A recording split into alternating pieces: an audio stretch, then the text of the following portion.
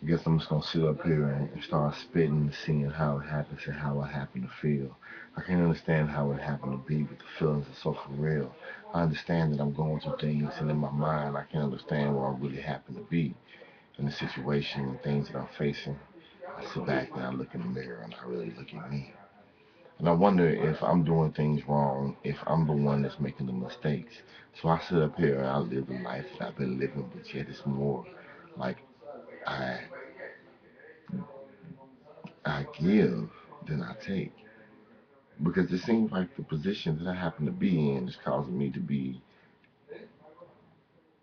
I guess, losing. Because I'm not happy with what I'm going through, and I think about the mind state in my mind and what I'm used to living with the way that I'm used to living. Okay, so I used to hustle.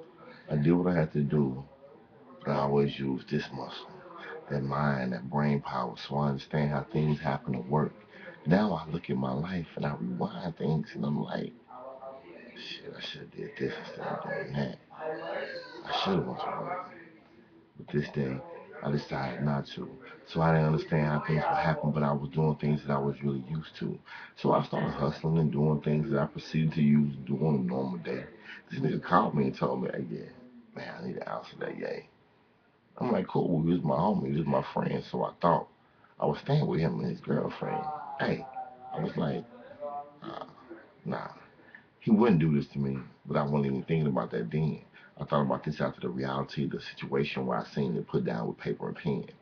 It came to be black and white, and the situation seemed to be even brighter in the light. Because from the darkness, my eyes were open.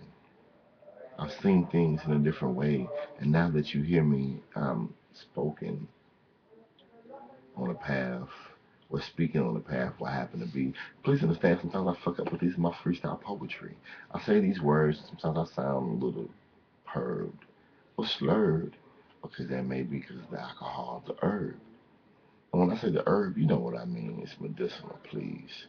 Because of how it seems, this is how it be, and who I am is who I see. So who you see is who I show. What I do is what I know.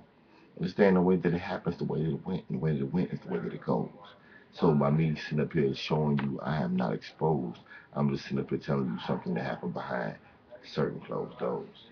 So when I sat up there and I went and I got this shit for the nigga, he called me when I was at work. I wasn't even tripping. I was like, shit, I got that work. So I told him I'm gonna hit him up when I get to the crib and we'll see what's happening. He came over, he picked somebody up. Well, he said he was an uncle and he happened to already be riding. So I'm like, shit, what's happening? I'm like, you ain't the police, are you? He's like, nah, I'm making sure my cousin don't get jacked.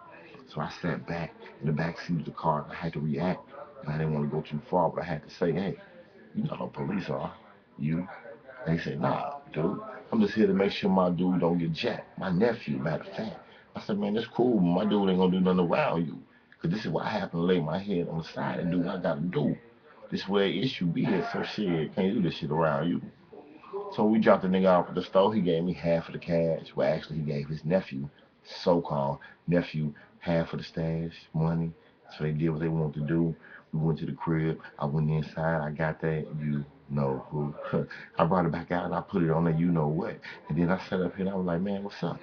He tried to go lower and lower. I like, nah, I gotta get this.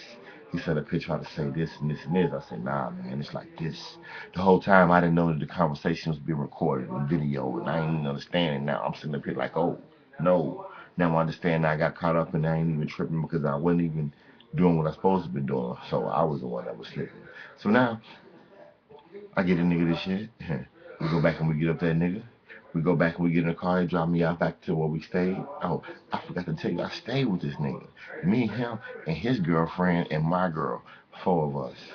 So why would I think this nigga would do me like this because he laid his head the same place as us? So now I see how it happened. So I'm like, God damn, I'm reacting. But I ain't reacting because the situation happened that way. I gave that nigga that shit. He went on about his way. He dropped his uncle off, and then he came back to the house. Then he said he gonna do this thing. I'm like, shit, okay, cool, I'm out. As long as you came back, so I'm thinking everything is all right. That was in 1999, 2001. It was a fucked up night.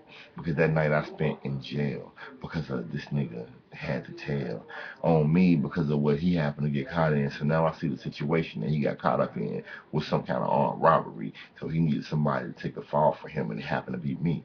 He told him I was selling dope, so he wanted to come up here and fuck with me. It was cool, but nigga, now it's like, shit, nigga, you stuck with me. Because I know what you did, and you did the shit and it's on paper and pen. I understand how it's printed.